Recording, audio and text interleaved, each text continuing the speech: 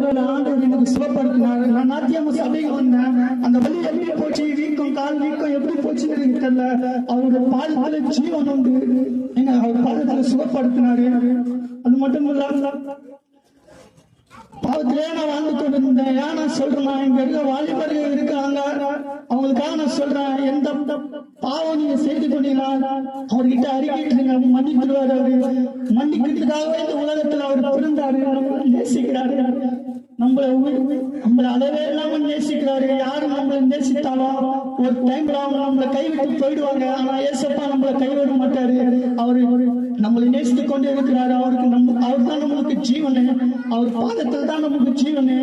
இப்போ நான் பிறந்த நாள் இன்னைக்கு இப்ப 29 வயசாகுது.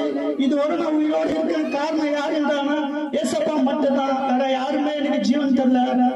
திருப்பி எனக்கு ஜீவன் தரல. ஒரு செகண்ட் தான் அந்த ஆக்சிடென்ட் என் உயிர் போயிடும். அந்த உயிரை எனக்கு ஜீவன் ஏசப்பா எனக்கு தந்த